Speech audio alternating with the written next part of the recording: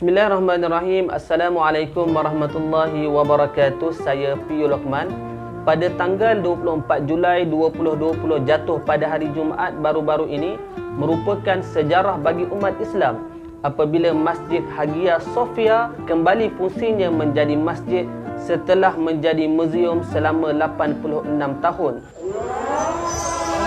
Alhamdulillah.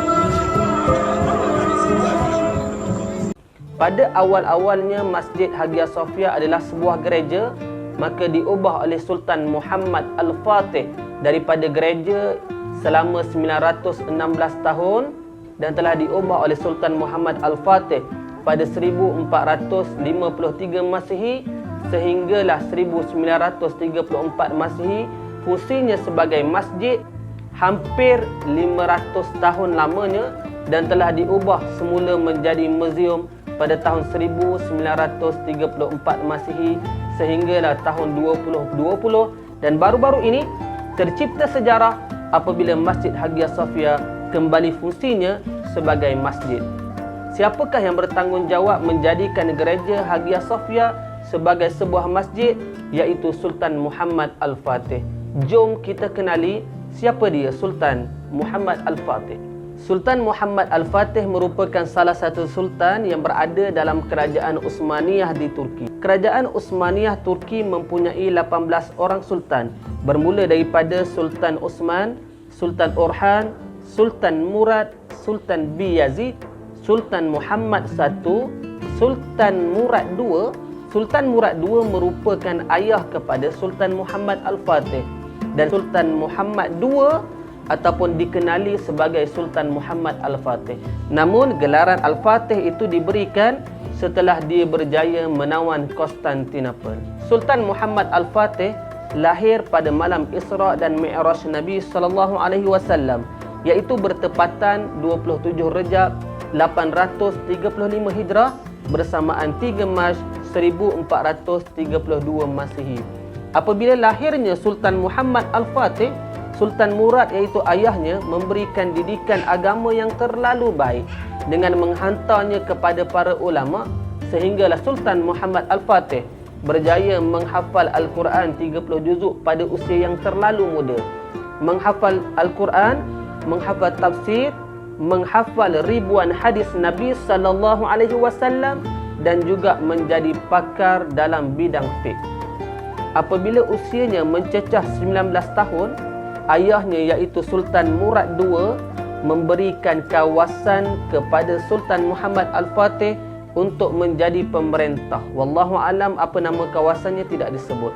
Lalu diberikan ulama kepada Sultan Muhammad Al-Fatih untuk diberi nasihat sepanjang dia memerintah. Dan pada usia 21 tahun, Sultan Muhammad Al-Fatih sudah menguasai banyak bahasa, antaranya bahasa Arab, bahasa Turki, bahasa Parsi, bahasa Yunani, bahasa Ibrani dan bahasa Syriani. Dan pada usia 21 tahunlah ayahnya meninggal dunia iaitu Sultan Murad II, maka Sultan Muhammad Al-Fatih ditabalkan menjadi raja pada 5 Muharram 855 Hijrah bersamaan 7 Februari 1451 Masihi pada usia 21 tahun. Apabila dia telah menjadi sultan, impian yang pertama untuk dilaksanakan adalah menawan Konstantinopel. Kerana apa? Kerana berdasarkan hadis Nabi SAW, Nabi sebut la tuftahunnal Konstantiniyah fala ni'mal amiru amiruha fala ni'mal jaish zalikal jaish. Akan dibuka Konstantinopel, kata Nabi, dialah sebaik-baik ketua dan dialah sebaik-baik tentera. Setelah kewafatan Rasulullah 800 tahun selepas itu, maka impian Sultan Muhammad Al-Fatih untuk merealisasikan hadis Nabi SAW. Namun Sultan Muhammad Al-Fatih kena memikirkan strategi-strategi. Kerana apa? Kerana ramai yang nak menembusi Konstantinopel tetapi tidak berjaya. antaranya Umar Abdul Aziz, antaranya zaman Muawiyah bin Abi Sufyan dengan diwakili oleh Abu Ayyub Al-Ansari juga tidak berjaya menembusi Konstantinopel. Sebab itulah kalau kita tahu makam ataupun perkuburan Abu Ayyub Al-Ansari hari ini berada di Konstantinopel. Maka selepas pada itu Sultan Muhammad Al-Fatih mengatur strategi peperangan yang paling baik dan juga Sultan Muhammad Al-Fatih mencipta alat-alat perang untuk menghadapi Konstantinopel. Lalu dihantar surat kepada Maharaja Konstantinopel, diberi 3 pilihan. Sama ada mengucap 2 kalimat syahadah ataupun membayar jizyah, ataupun jika tidak terima 2 pilihan ini, maka dia akan menghadapi peperangan. Namun Maharaja Konstantinopel dengan yakinnya dan sombongnya nak menghadapi peperangan dengan Sultan Muhammad Al-Fatih. Lalu Sultan Muhammad Al-Fatih membuat hubungan yang paling baik bersama dengan negara-negara jiran untuk menghadapi Konstantinopel. Untuk masuk ke kota Konstantinopel mempunyai 3 arah. Jalan darat, jalan laut ataupun melalui pulau. Yang pertama, Sultan Muhammad Al-Fatih memilih jalan darat. Tetapi jalan darat agak sukar kerana dia mempunyai 3 halangan tembok yang terlalu besar. Dan setiap tembok itu di tengah-tengahnya digali parit sepanjang 10 meter jauhnya. Maka apabila Sultan Muhammad Al-Fatih dengan tenteranya sampai melalui jalan darat, lalu dia diserang sehingga syahidlah 30,000 tentera Islam pada waktu itu. Lalu Sultan Muhammad Al-Fatih berundur buat seketika dan memilih jalan yang kedua, iaitu jalan laut, mempunyai 1 lapisan. Tetapi jalan laut dia ada rantai gergasi yang terlalu besar yang dibentangkan dalam laut.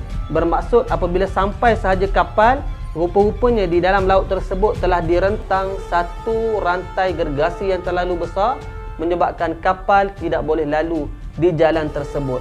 Dan jalan yang ketiga ataupun arah yang ketiga melalui Golden Horn, iaitu tanduk emas. Di situ ada 1 lapisan tembok. Lalu Sultan Muhammad Al-Fatih memilih untuk melalui pulau. Apabila nak melalui pulau, di situ ada banyak pokok-pokok kayu ataupun di situ hutan yang terlalu tebal. Maka tidak mungkin, pemikiran musuh tidak mungkin Sultan Muhammad Al-Fatih berjaya masuk melalui pulau. Tetapi atas kekuasaan Allah Subhanahu Wa Taala, Sultan Muhammad Al-Fatih dan tenteranya menebang semua pokok-pokok yang besar, lalu dia angkat kapal-kapal perangnya sebanyak 140 kapal perang, menyebabkan musuh terkejut bagaimana tentera Sultan Muhammad Fatih mampu mengangkat kapal perang yang besar sebanyak 140 kapal. Sultan Muhammad Al-Fatih dia masuk sebanyak 250,000 tentera, 140 kapal perang, 320 perahu, dan dia ada khidmat orban pakar senjata yang mampu menghasilkan meriam basilika beratnya 1,400 hingga 1,600 pound. Dan berat tersebut tidak mampu diangkat oleh orang kecuali diangkat oleh 60 ekor kerbau jantan yang membawanya daripada tempat pembuatan kepada kota Konstantinopel sejauh 250 km jauhnya. Dan di meriam tersebut, di hujungnya diletak kalimah Allah dengan maksud memohon pertolongan daripada Allah Subhanahu Wa Taala. Dan tembakan meriam tersebut dia boleh pergi sejauh 1.8 km. Tembakan tersebut boleh kedengaran sehingga 20 km. Dan disitulah Sultan Muhammad Al-Fatih menyerang selama 54 hari lamanya. Dengan kehebatan Sultan Muhammad Al-Fatih dan tenteranya, dengan izin Allah Subhanahu Wa Taala, maka tewaslah Konstantinopel pada 20 Jamadil Awal 857 Hijrah bersamaan 29 Mei 1453 Masehi. Adakah kau lupa kita pernah berjaya? Adakah kau lupa kita pernah berkuasa, memayungi sepertiga dunia Dan apabila kemenangan telah tercapai, perkara yang pertama dibuat oleh Sultan Muhammad Al-Fatih, dia menuju ke dalam kota Konstantinopel dengan menaiki kuda, dan dia turun daripada kudanya dan dia sujud syukur kepada Allah Subhanahu wa taala. Lalu Sultan Muhammad Al-Fatih menuju ke gereja Hagia Sophia dan mengambil alih gereja Hagia Sophia menjadi sebuah masjid bermula pada tahun 1453 Masihi sehingga 1934 Masihi. Bermaksud di sini, Masjid Hagia Sophia menjadi sebuah masjid hampir 500 tahun lamanya. Dan apabila gereja Hagia Sophia ditukar menjadi masjid, perkara pertama yang dibuat oleh Sultan Muhammad Al-Fatih iaitu nak didirikan solat Jumaat yang pertama. Apabila nak didirikan solat Jumaat pertama, pemilihan imam dibuat oleh Sultan Muhammad Al-Fatih dengan cara menyuruh semua hadirin, ribuan hadirin terdiri daripada tentera-tenteranya untuk sama-sama berdiri. Lalu Sultan Muhammad Al-Fatih tanyakan 3 soalan. Yang pertama, siapa yang di sini pernah tinggal salat fardu? Jika ada tinggal sekali je semenjak daripada balik, silakan duduk. Tetapi pada zaman dia tidak ramai yang duduk. Kerana apa? Itulah kehebatan tentera Sultan Muhammad Al-Fatih. Kebanyakan daripada mereka tidak tinggal solat fardu semenjak daripada balik. Soalan yang kedua, siapa yang pernah tinggal solat fardu berjamaah? Jika ada tinggal sekali je semenjak daripada balik, sila duduk.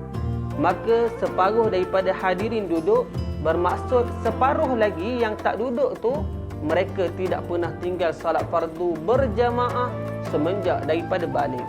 Soalan yang ketiga, siapa yang pernah tinggal solat qiyamul lail? Jika ada tinggal sekali je semenjak daripada balik, silakan duduk. Maka yang hadir semua duduk kecuali Sultan Muhammad Al-Fatih.